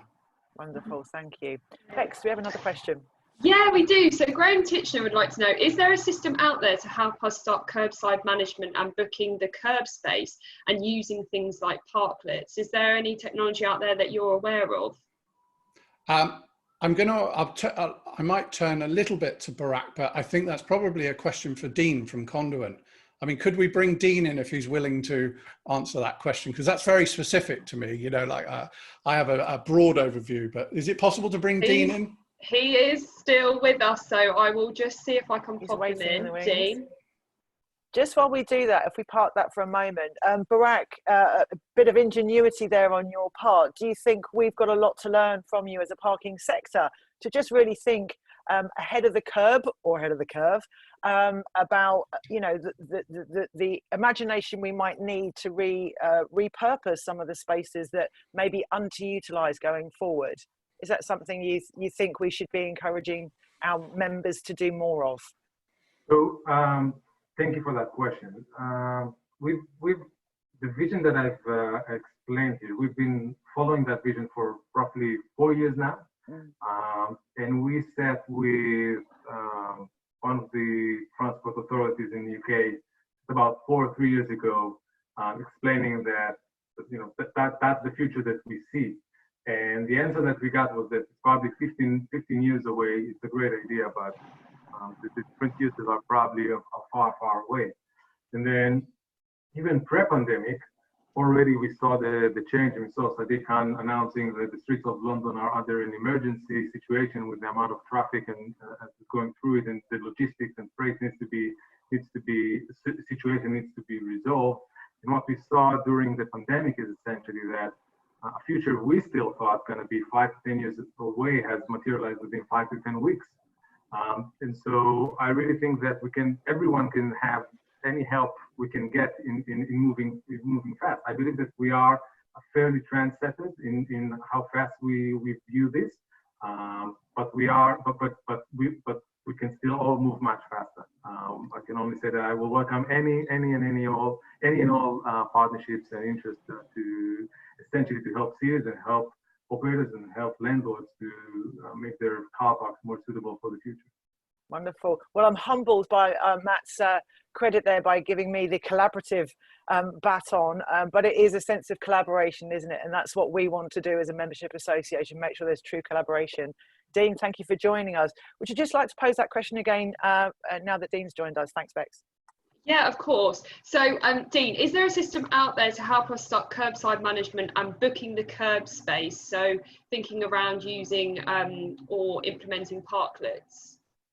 Yeah, I think so, and I think everyone within our whole membership, within the parking technology group, has an element of that. And I put it back to Barak, your closing point. It's about partnerships. I think there is at some point going to be a company who's going to develop and enhance all of those things on their own. But I think right now we've got cashless parking. There are already people are paying to park on the curb using multiple cashless parking apps. Pre-booking is already happening in off-street car parks. We just look at people like Your Parking Space and Just Park who have been doing that in the private sector for some time. And I think it's bringing all of those together in line with a BPA project around the digital traffic orders that's going to enhance and provide that solution. Conduit and as business has been involved in looking at this with a number of cities, and actually we heard that New York value their curb at around $8 billion. So there's definitely a market there for this type of solution. I think it's going to be bringing everybody together and how we then develop that to have a citywide solution that brings in all of the different elements of a parking ecosystem within a city, within a borough, within a district, and then bringing the customers in on that, because ultimately we can develop great systems, we can put them out there. If nobody's using them, then they're worthless. And Dean, we heard from Brett Peasy on one of our early webinars, didn't we, about when we asked our continental cousins to join us and given their perspectives across the pond and over in Europe.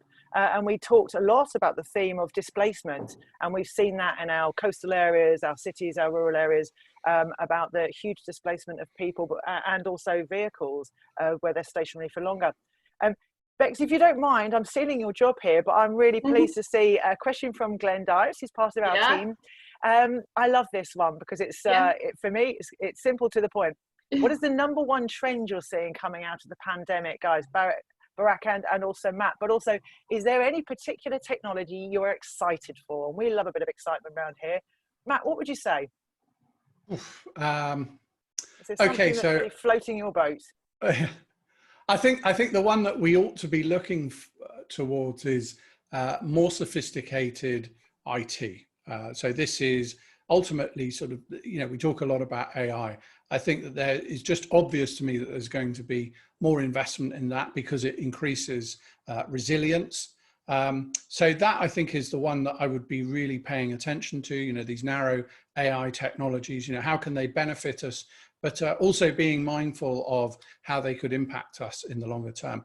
The one I'm most excited by well, I'm biased. This is virtual reality. I think that it's just, I mean, you've experienced it yourself, the capacity to simulate closer human connections where we can't all necessarily come back together.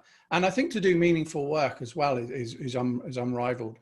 The challenge I think at the moment is so many of these technologies that we are relying on, they weren't designed for what we're using them for. They're not particularly sophisticated. And if we're really going to do more sophisticated collaboration, and I'm sure James would probably echo this, innovation is just harder to do over a Zoom. I'm not saying it's impossible, it's just harder. So there are certain things that I think we need more sophisticated collaboration technologies for.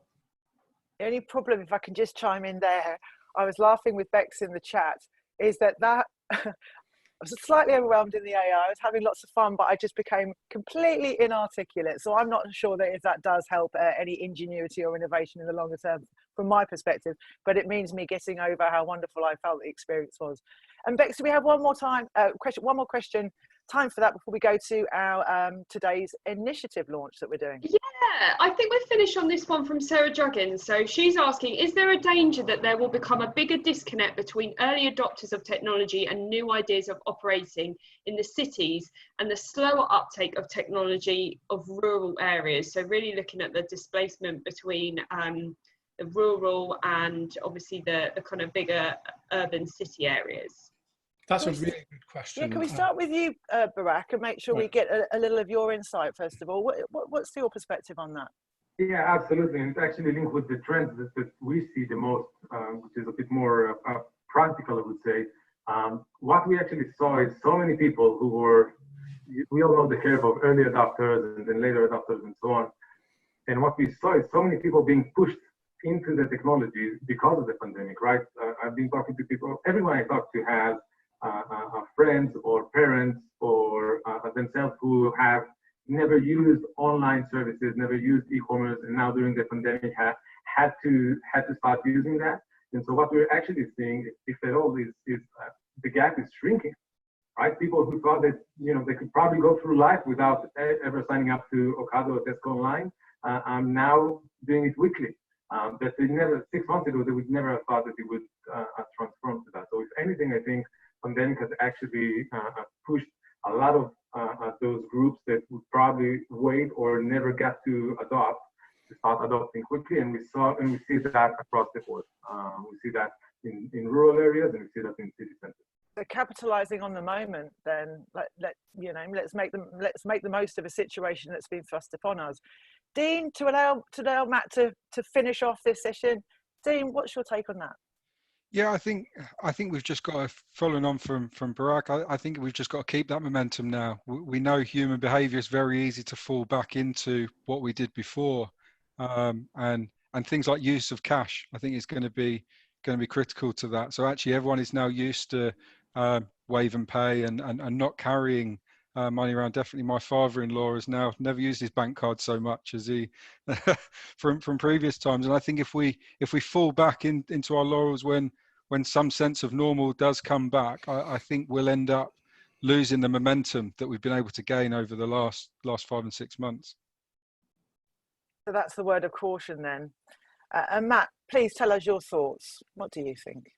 I forgot what the question was now. I was just listening to Dean. Will there be a disparity between that split between sort of urbanites and the more rural areas, the adoption of technology, and will that, the digitization and the rapid move towards high uses of AI, is that going to create a further gap, a wider gap? I mean, yeah, it's an interesting one, isn't it? Because, I mean, we talk about, when I was talking about artificial superintelligence, for example, the pinnacle by some of the theorists is this idea of the technological singularity. So this is, where it becomes sort of just omnipotent.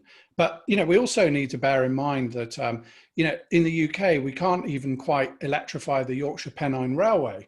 Right, so I think there is a gap between some of the theoretical ideas that we're talking about and the practice. But one thing that I do think is positive, and I remember even back in 2005 in Thailand, and I was in a tuk-tuk talking to the tuk-tuk driver, and he was describing how he just started an online course. So I think access to education is so more widely available. And, you know, we don't have to go and do that 4-year degree anymore, 3 or 4 year degree to call ourselves educated. In fact, you know, I would guess that a lot of young people might start to look for alternative means. And I think even Google now have started, they've announced their nano degree, which is something that you can do in a few months rather than 3 years.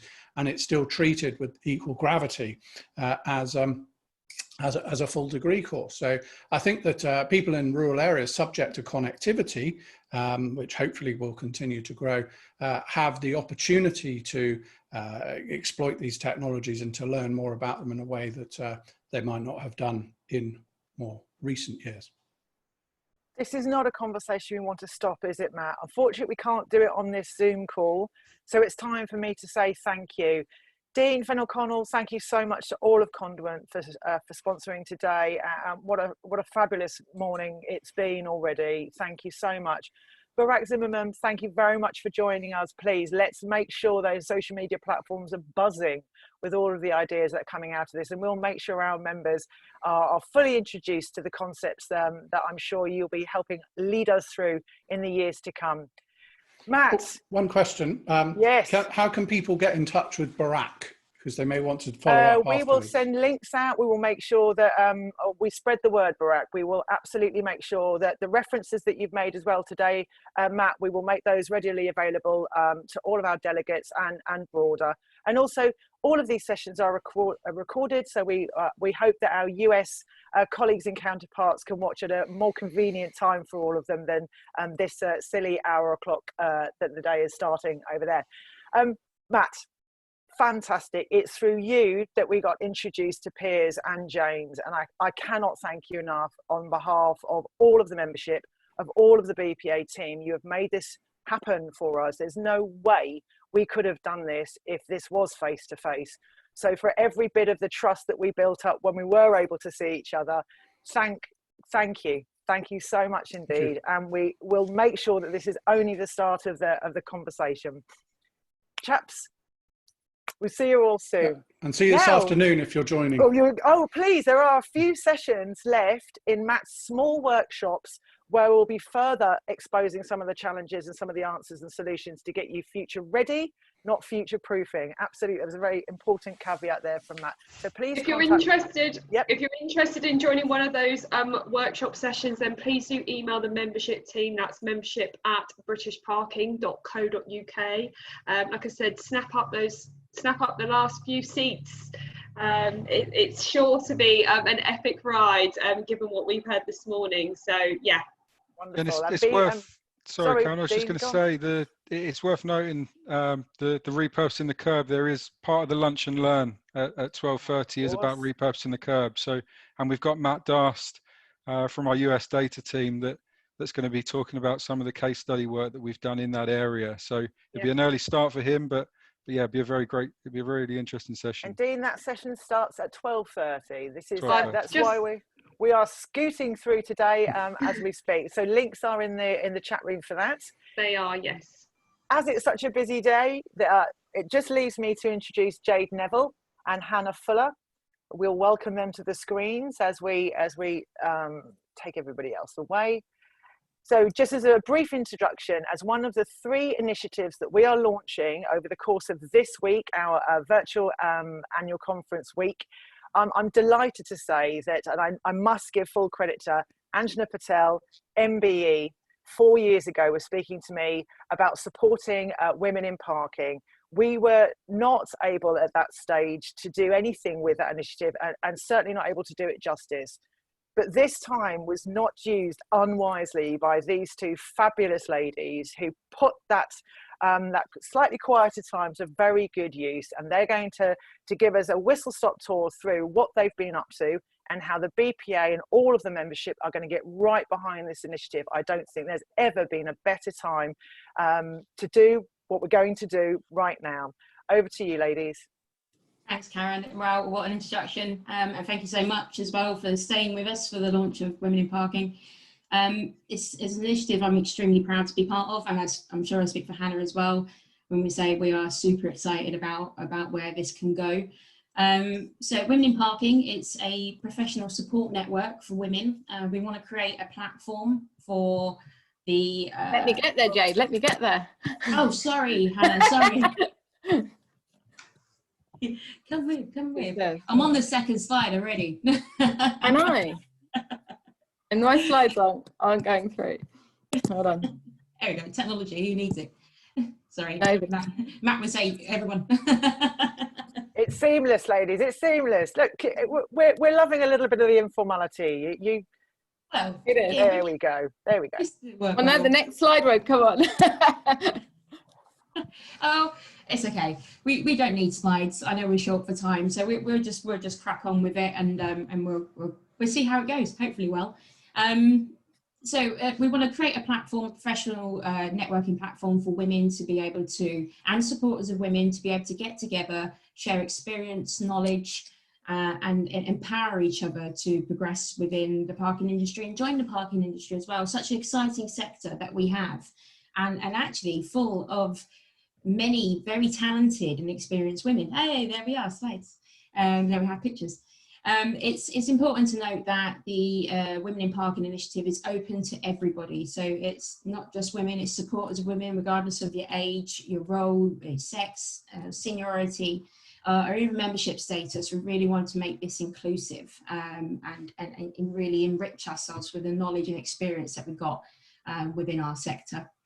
The aim is to learn, grow and retain women within the sector, and like I said, supporters of women are extremely welcome to join in. And I'm just making sure that I haven't finished, but yeah, that's it. So together we'll be richer and stronger in our knowledge. So go ahead, Hannah, go on, let's catch up. No, thanks, Jade. So, oh, we need to go back one. The plan. So, Jade has quickly run through why we're doing this. I'd like to talk a little bit about how we're doing it. So we have lots of ideas. Jade and I got together and we're both really passionate about this subject, and we have loads and loads of ideas of what we'd like to do. But actually one of the beautiful things about a scheme like this is we want it to be collaborative, and we want it to be about the community. So while we need structure, because everything needs structure, what we actually want to do is hear from women and those that manage women and supporters within the industry about what you'd actually like to do. Things we're thinking about is very much a space to share articles, an opportunity for us to do some training, potentially networking events. I think are absolutely key in us, hopefully face-to-face at one point, but in us meeting with other women, learning from other women and men in the industry about the things that challenge us, about where we actually need support, but also so that when you turn up at an event and you may be new to the industry, or you may not have been to lots of events within the British Parking Association or within the parking industry as a general as a whole, you can really identify someone in that room. There's a friendly face, there's someone you may have seen. Do you know what? I know that you're part of Women in Parking. We've got something in common already, and to make it just that bit easier to carry forwards. Bex, next slide, please. Possibly. So this is our amazing board. I'll just run you through who we've got on the board at the moment, and I'll take you through the process of our thoughts behind the structure of Women in Parking. So we have the amazing Lorna Hogg, Chair of Parking Scotland and a local authority representative. She's extremely passionate about positive evolution and diversity inclusion. And I can't wait to work with her more. And even just talk about all these panelists as a general, regardless of how long I've known them for, I've already learned so much from each one of them, regardless of the length of my interactions, which really does reinforce the notion of Women in Parking as a networking group. And we have the amazing Anjana Patel, MBE, which has probably more experience than all of us put together in their years of parking, and I'm sure she wouldn't mind me saying that. I wouldn't take that as an insult at all. The amazing Karen Setter, a very own parking BPA guru who has an immense experience in engagement and membership engagement, and brings oodles of excitement and creativity to the board. So we really can't thank her enough for being involved. Sarah Randall, a very well respected voice within the local authorities in representing the London region, extremely passionate about supporting frontline team members as well as their professional development, and also obviously women in parking. John McArdle, an all-round supporter of women in general. He's been very vocal about inclusivity and diversity within the British Parking Association, and is our very own president at the moment. Kirsty Reeves, who is the Managing Director of Parking Associates. She's extremely experienced in professional development, and again, passionate about the continuous development of women within the parking sector. And finally, as well, last but not least, Nicola Mansfield, who's an experienced director working for the Project Centre, a marketing director, and she's also representing our sponsors, Marston's, which we are very appreciative of. Nicola's already leading Women in Parking support throughout her own business, which is being led by the people and her team, which is absolutely amazing, and we really value her support. Perfect. So next steps. Perfect. So we want to hear from you. We want to hear from people that are interested in being part of this initiative. We want to hear about what would be important to you. We want to hear subjects where you think there's learnings, where we're strong, what we can do. We really want this to be collaborative, and we really want feedback and lots of it. But actually our next step internally is to come together for our first committee meeting with the board that Jade's just talked through, and that'll be in October with the BPA. We will also be setting up a BPA communities page where there will be more information, so please watch this space. And there is an article going out in the news as well.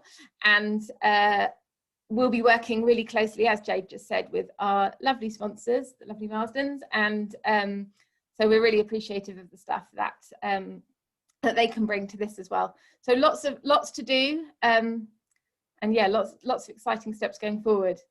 Probably just next slide as well, please, Bex.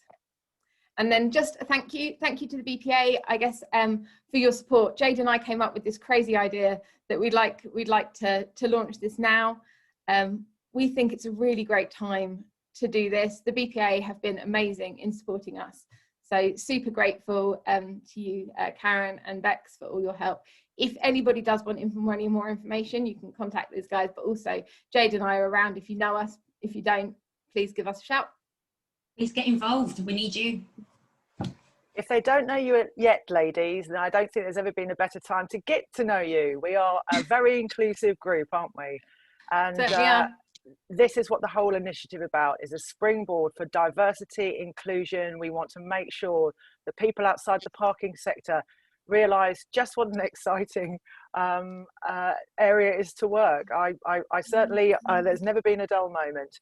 And you did give me the enthusiastic accolade. So the membership maracas have come out. I didn't know when, but I felt like I was in that moment. Wonderful. Can I just make reference to James Woodhausen yesterday spoke of Alvin Toffler's third wave and future shock. I had studied quite a bit about the third wave, and I took some notes some time ago, and I just think it's really interesting if we just take a moment. Work is done everywhere. These are all the sentiments from the book. Work is 40 years old. Work is done everywhere, be on the home, at the home, on the road, in the street.